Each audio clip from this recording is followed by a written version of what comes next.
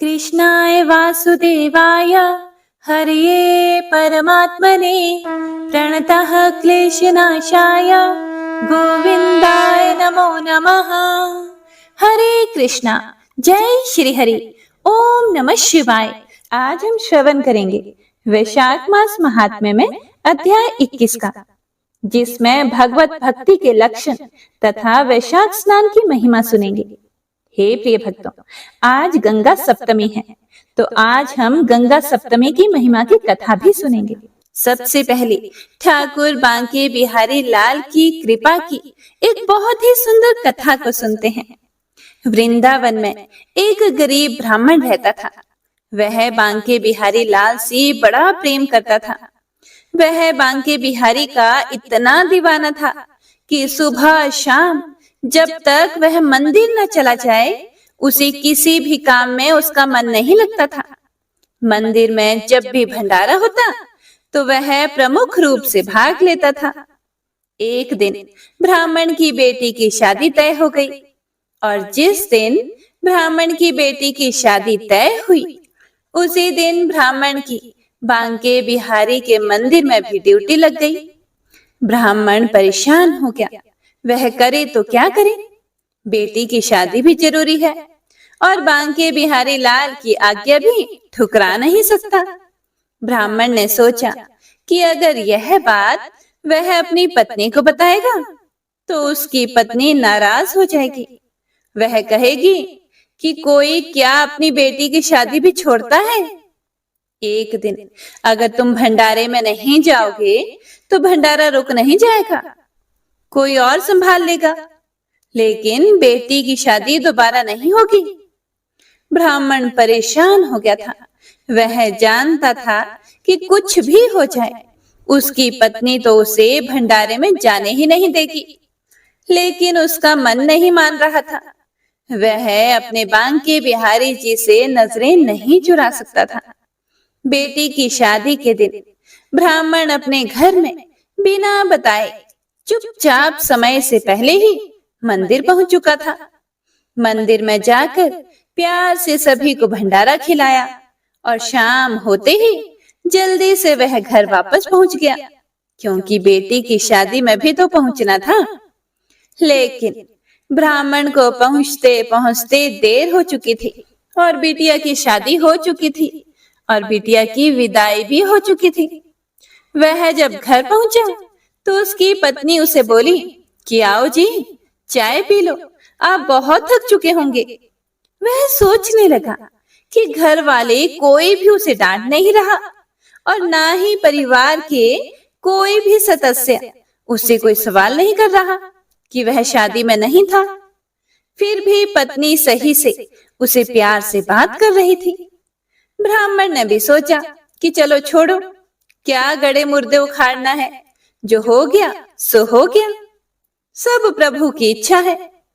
पत्नी अगर प्यार से बात कर रही है, इससे अच्छी बात और क्या हो सकती है। कुछ दिनों के बाद बेटी की शादी में जो फोटोग्राफी हुई थी, फोटोग्राफर शादी का एल्बम घर पर दे गया।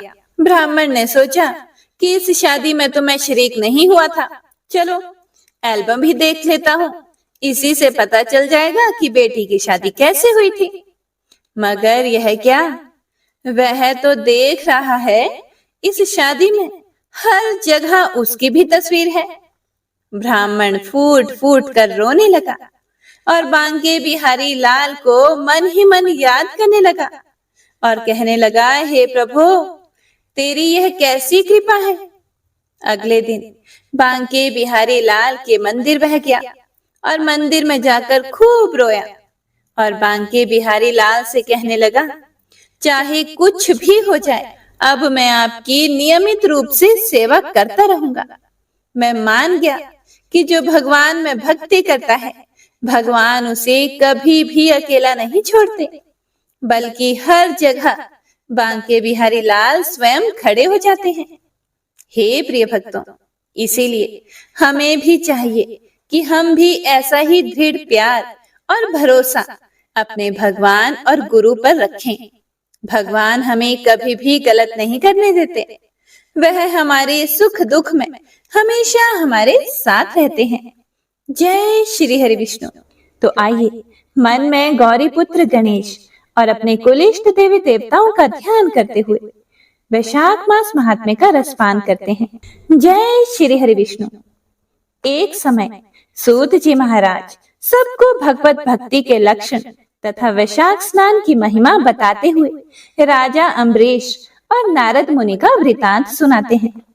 सूत जी महाराज कहते हैं, एक समय राजा अम्बरीश नारद मुनि से बोले, हे मुनि श्रेष्ठ, आप संपूर्ण लोगों पर अनुग्रह करने वाले हैं।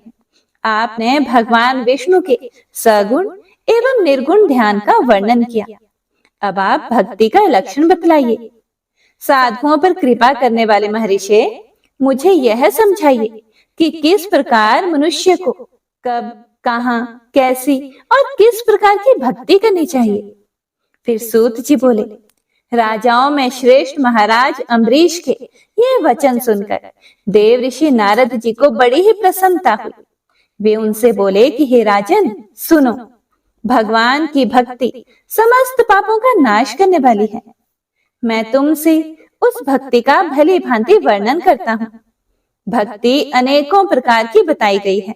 मानसिक, वाचिकी, कायिकी, लौकिकी, वैदिकी तथा आध्यात्मिकी। ध्यान, धारणा, बुद्धि तथा वेदार्थ के चिंतन द्वारा जो विष्णु को प्रसन्न करने वाली भक्ति की जाती है, उसे मानसिक भक्ति कहते हैं। दिन रात अविश्रांत भाव से वेद मंत्रों के उच्चारण, जप तथा आरण्यक आदि के पाठ द्वारा जो भगवान की प्रसन्नता का संपादन किया जाता है, उसका नाम वाचिकी भक्ति है, अर्थात मुख से की गई भक्ति। व्रत, उपवास और नियमों के पालन तथा पांचों इंद्रियों के संयम द्वारा की जाने वाली आराधना, जो कि शरीर से साध्य होने के कारण कायिकी भक्ति कही गई है, यह सब प्रकार की सिद्धियों का संपादन करने वाली है। पाद्य, अर्घ आदि उपचार, नृत्य, वाद्य, गीत, जागरण तथा पूजन आदि के द्वारा जो भगवान की सेवा की जाती है, उसे लौकिकी भक्ति कहते हैं। ऋग्वेद, यजुर्वेद और सामवेद के जप, संहिताओं के अध्ययन आदि तथा भविष्य की आहुति, यज्ञ, यागादि के द्वारा की जाने वाली उपासना का नाम वैदिकी भक्ति है। विज्ञ पुरुषों ने अमावस्या, पूर्णिमा तथा विषु अर्थात तुला तथा मेष की संक्रांति आदि के दिन जो याग करने का आदेश दिया है, वह वैदिकी भक्ति का साधक है। अब मैं योग जन्य आध्यात्मिकी भक्ति का वर्णन करता हूँ, ध्यान पूर्वक सुनो। योगज भक्ति का साधक सदा अपनी इंद्रियों को संयम में रखकर प्राणायाम पूर्वक ध्यान किया करता है। विषयों से अलग रहता है।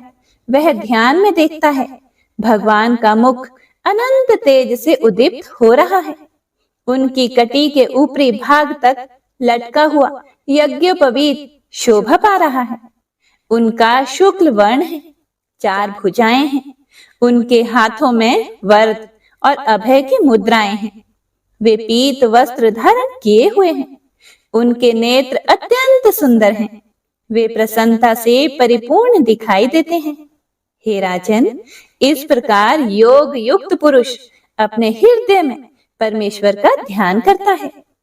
जैसे प्रज्वलित अग्नि लकड़ी को भस्म कर डालती है, उसी प्रकार भगवान की भक्ति मनुष्य के पापों को तत्काल ही दग्ध कर देती है।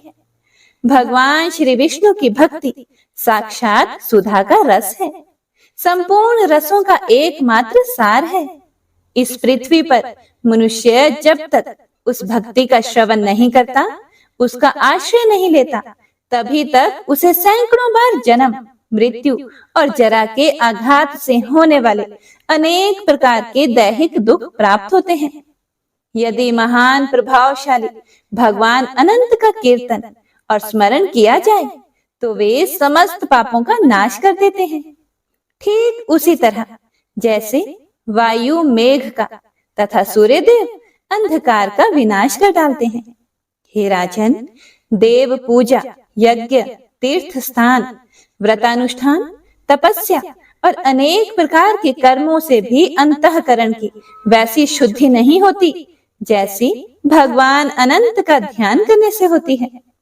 हे नरनाथ, जिनमें पवित्र यश वाले तथा अपने भक्तों को भक्ति प्रदान करने वाले विशुद्ध स्वरूप भगवान श्री विष्णु का कीर्तन होता है, वे ही कथाएं शुद्ध हैं तथा वे ही यथार्थ, वे ही लाभ पहुंचाने वाली और वे ही हरि भक्तों के कहने सुनने योग्य होती है।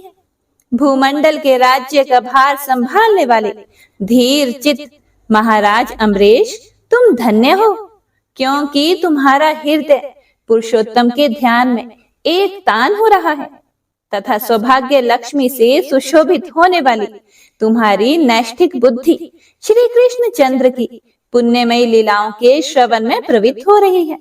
हे भूपते, भक्तों को वरदान देने वाले अविनाशी भगवान श्री विष्णु की भक्ति पूर्वक आराधना किए बिना अहंकारवश अपने को ही बड़ा मानने वाले पुरुष का कल्याण कैसे होगा? भगवान माया के जन्मदाता है, उन पर माया का प्रभाव नहीं पड़ता। साधु पुरुष उन्हें भक्ति के द्वारा ही प्राप्त करते हैं, इस बात को तो तुम भी जानते हो। राजन, धर्म का कोई भी तत्व ऐसा नहीं है जो तुम्हें ज्ञात ना हो।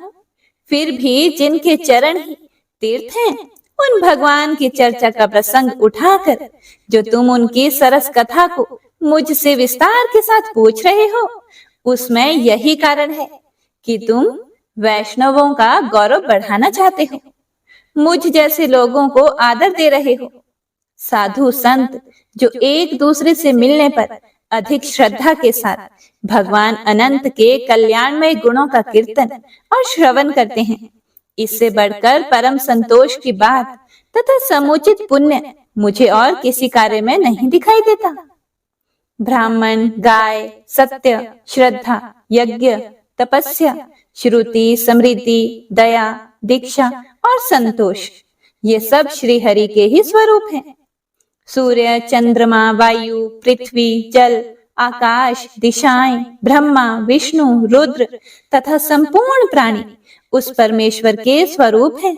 इस चराचर जगत को उत्पन्न करने की शक्ति रखने वाले वे विश्व रूप भगवान स्वयं ही ब्राह्मण के शरीर में प्रवेश करके सदा उन्हें खिलाया जाने वाला अन्न भोजन करते हैं।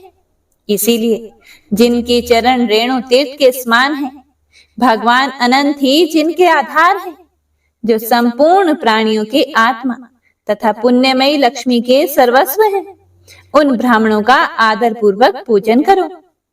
जो विद्वान ब्राह्मण को विष्णु बुद्धि से देखता है, वही सच्चा वैष्णव है तथा वही अपने धर्म में भली भांति स्थित माना जाता है। तुमने भक्ति के लक्षण सुनने के लिए प्रार्थना की थी, सो सब मैंने तुम्हें सुना दिया। अब गंगा स्नान करने के लिए मैं जा रहा हूँ।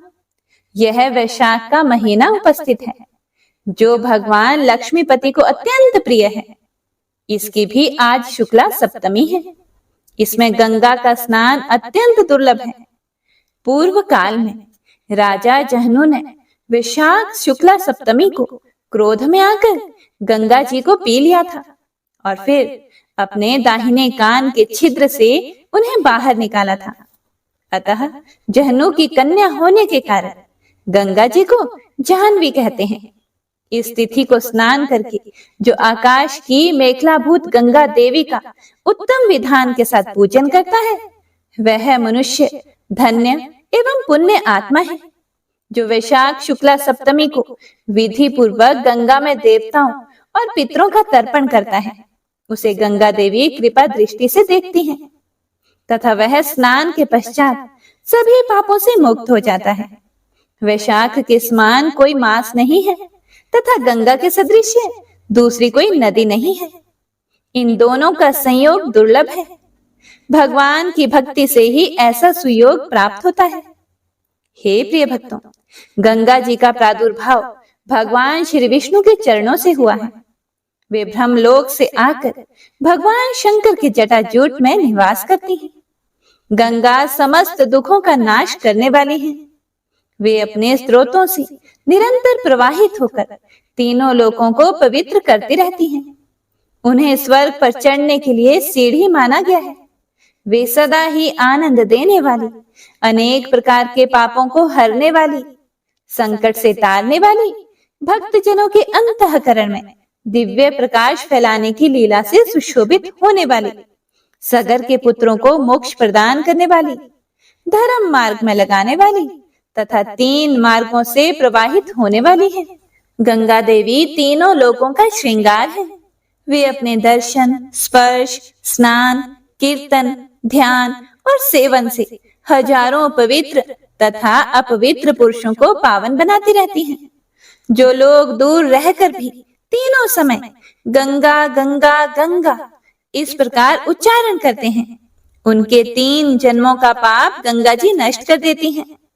जो मनुष्य 1000 योजन दूर से भी गंगा का स्मरण करता है, वह पापी होने पर भी उत्तम गति को प्राप्त होता है। हे राजन, वैशाख शुक्ल सप्तमी को गंगा जी का दर्शन विशेष दुर्लभ है।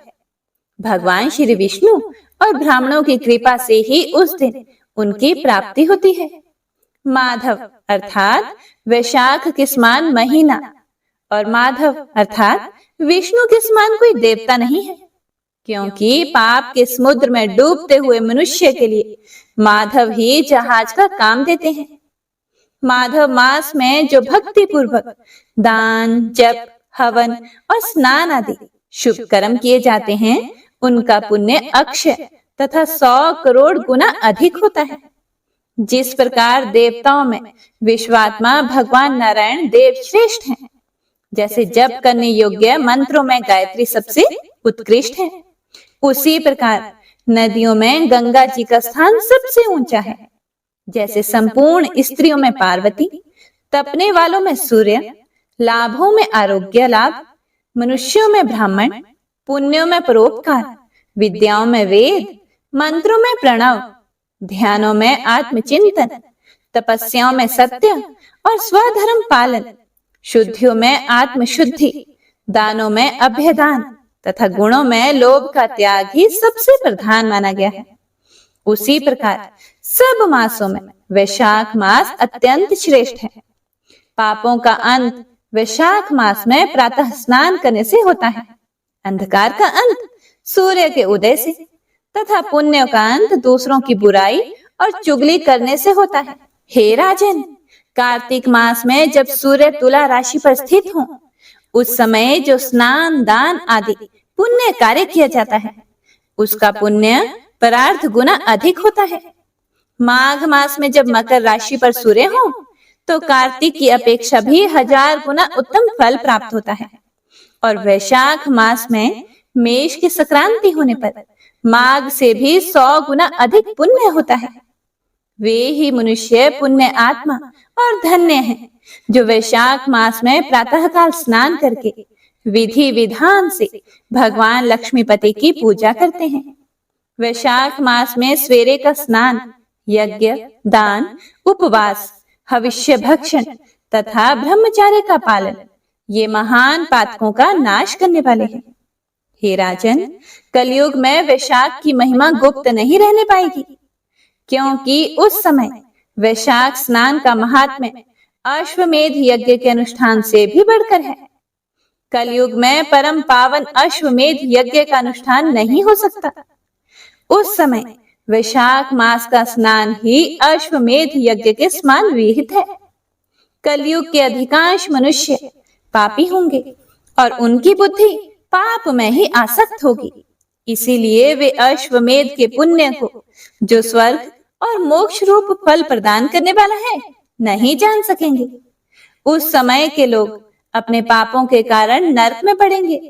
इसीलिए कलयुग के लिए अश्वमेध का प्रचार कम कर दिया गया और उसके स्थान पर वैशाख अमास के स्नान का विधान किया गया। हे प्रिय भक्तों, माँ गंगा की पूजा करते समय यह व्रत कथा सुनने से सारे पाप मिट जाते हैं। धार्मिक मान्यता है कि गंगा नदी में केवल स्नान करने से व्यक्ति द्वारा किए गए सभी पाप कट जाते हैं। यदि आप गंगा में स्नान नहीं भी कर पाते हैं, तो आप घर में नहाने के जल में गंगा जल मिलाकर स्नान कर सकते हैं, तो भी आपको वही पुण्य फल मिलता है। साथ ही आरोग्यता का वरदान प्राप्त होता है। सनातन शास्त्रों में माँ गंगा की उत्पत्ति का वर्णन है। त्रेता युग में इक्ष्वाकु वंश के राजा सगर अयोध्या में राज करते थे। उन्होंने अपने राज्य का व्यापक विस्तार किया हुआ था। हालांकि उनके मन में सम्राट बनने की गहन इच्छा थी। इसके लिए उन्होंने पंडितों से सलाह लेकर अश्वमेध यज्ञ करने की ठान ली और उन्होंने पुत्रों को घोड़े के साथ पृथ्वी भ्रमण की आज्ञा दी। राजा सगर के पुत्र जब पृथ्वी भ्रमण कर रहे थे, तभी अश्वमेध घोड़ा खो गया। यह जानकारी उन्होंने अपने पिता को दी। राजा सगर ने किसी भी कीमत पर अश्वमेध घोड़ा लाने की सलाह दी। इसके बाद राजा सगर के पुत्र घोड़े को ढूंढते ढूंढते कपिला ऋषि के आश्रम जा पहुंचे। उस स्थान पर घोड़े को बंधा हुआ देखा तो उन्हें विश्वास हो गया कि घोड़े की चोरी कपिला ऋषि ने ही की है। राजा सगर के पुत्रों ने कपिला ऋषि को ललकारा और अपमानित भी किया। उस समय कपिला ऋषि क्रोधित हो उठे और तत्क्षण राजा सगर के पुत्रों को भस्म कर दिया। यह जानकारी जब राजा सगर को हुई, उस समय राजा सगर ने अंशुमन को यह कार्य सौंप दिया। अंशुमन अश्वमेध घोड़ा लाने में सफल हो गए। साथ ही पितरों को मोक्ष दिलाने हेतु उपाय भी जान लिया। उस समय कपिला ऋषि ने कहा कि माँ गंगा ही उनके पितरों का उद्धार कर सकती हैं। हालांकि राजा सगर ने अपने पुत्रों को मोक्ष दिलाने के बजाय अश्वमेध यज्ञ किया। इसके बाद अंशुमन को सत्ता सौंप राजा सगर तपस्या हेतु वन में चले गए। कालांतर में अंशुमन समेत उनके पूर्वजों ने पितरों को उद्धार दिलाने हेतु माँ गंगा की बहुत ही कठिन तपस्या की। इनमें किसी को भी सफलता नहीं मिली। कालांतर में राजा दिलीप के पुत्र भगीरथ ने राज त्याग कर हिमालय पर माँ गंगा की तपस्या की। भगीरथ को इस कार्य में सफलता मिली। अंततः माँ गंगा धरती पर अवतरित हुई। हालांकि माँ गंगा के वेग को रोकने हेतु भगवान शिव ने अपनी जटाओं में उन्हें समेट लिया। तब भगीरथ ने दोबारा माँ गंगा की तपस्या की। उस समय माँ गंगा ने भगवान शिव की तपस्या करने की उन्हें सलाह दी।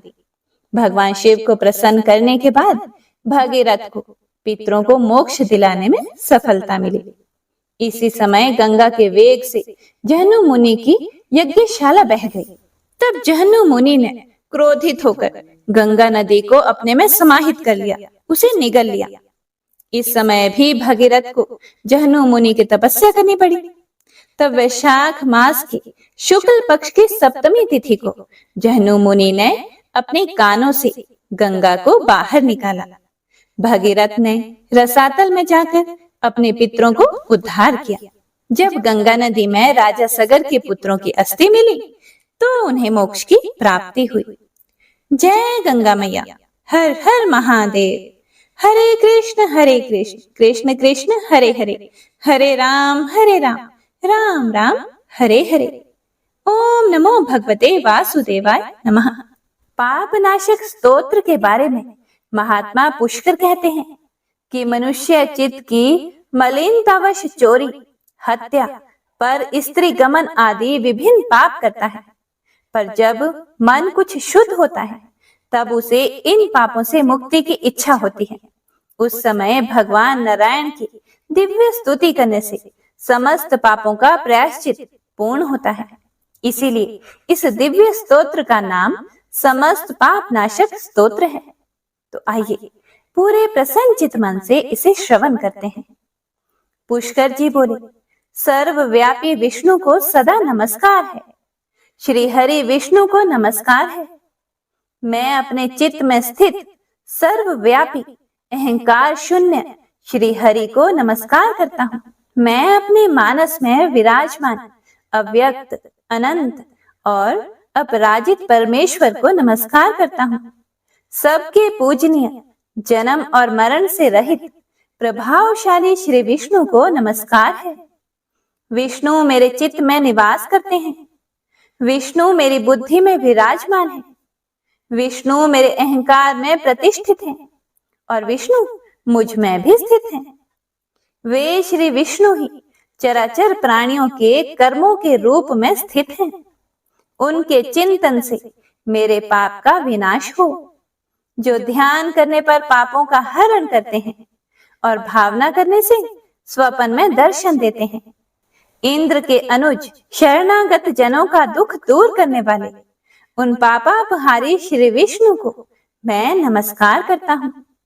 मैं इस निराधार जगत में अज्ञान के अंधकार में डूबते हुए को हाथ का सहारा देने वाले परात्पर स्वरूप श्री विष्णु के सम्मुख नतमस्तक होता हूँ। सर्वेश्वर प्रभो, कमल नयन परमात्मन, ऋषिकेश, आपको नमस्कार है। इंद्रियों के स्वामी श्री विष्णु, आपको नमस्कार है। नृसिंह, अनंत स्वरूप गोविंद, समस्त भूत प्राणियों की सृष्टि करने वाले केशव, मेरे द्वारा जो दुर्वचन कहा गया हो अथवा पाप पूर्ण चिंतन किया गया हो, मेरे उन सभी पापों का प्रशमन कीजिए। आपको नमस्कार है। हे केशव, अपने मन के वश में होकर मैंने जो ना करने योग्य अत्यंत उग्र पाप पूर्ण चिंतन किया है, उसे शांत कीजिए। परमार्थ परायण ब्राह्मण प्रिय गोविंद, अपनी मर्यादा से कभी च्युत न होने वाले जगन्नाथ, जगत का भरण पोषण करने वाले देवेश्वर, मेरे पाप का विनाश कीजिए। मैंने मध्याह्न, अपराह्न, सायंकाल एवं रात्रि के समय जानते हुए अथवा अनजाने शरीर, मन एवं वाणी के द्वारा जो पाप किया हो, आपके इन तीनों नामों पुंडरीकाक्ष, ऋषिकेश और माधव, इन तीनों नामों के उच्चारण से मेरे वे सभी पाप क्षीण हो जाएं। हे कमल नयन, हे लक्ष्मीपते, इंद्रियों के स्वामी माधव, आज आप मेरे शरीर एवं वाणी द्वारा किए हुए पापों का हनन कीजिए। आज मैंने सोते, खाते, खड़े, चलते अथवा जागते हुए मन, वाणी और शरीर से जो भी नीच योनि एवं नरक की प्राप्ति कराने वाले छोटे अथवा बड़े पाप किए हों, भगवान वासुदेव के नाम के उच्चारण से वे सभी पाप नष्ट हो जाएं। जो पर ब्रह्म, परम धाम और परम पवित्र हैं, उन श्री विष्णु के संकीर्तन से मेरे पाप लुप्त हो जाएं, जिसको प्राप्त होकर ज्ञानी जन फिर लौटकर नहीं आते। जो गंध, स्पर्श आदि तन्मात्राओं से रहित हैं, श्री विष्णु का वह परम पद मेरे संपूर्ण पापों का शमन करे। महात्म्य, जो मनुष्य पापों का विनाश करने वाले इस स्तोत्र का पठन अथवा श्रवण करता है, वह शरीर, मन और वाणी जनित समस्त पापों से छूट जाता है एवं समस्त पाप ग्रहों से मुक्त होकर श्री विष्णु के परम पद को प्राप्त होता है। इसीलिए किसी भी पाप के हो जाने पर इस स्तोत्र का जप करें। यह स्तोत्र पाप समूहों के प्रायश्चित के समान है। कृच्छ्र आदि व्रत करने वाले के लिए भी यह श्रेष्ठ है। स्तोत्र, जप और व्रत रूप प्रायश्चित से संपूर्ण पाप नष्ट हो जाते हैं। इसीलिए भोग और मोक्ष की सिद्धि के लिए इनका अनुष्ठान करना चाहिए। श्री विष्णु सुनिए विनय, सेवक की चित लाए, कीरत कुछ वर्णन करूं, दीजिए ज्ञान बताए। नमो विष्णु भगवान खरारे, कष्ट नशावन अखिल बिहारी, प्रबल जगत में शक्ति तुम्हारी, त्रिभुवन फैल रही उजियारी।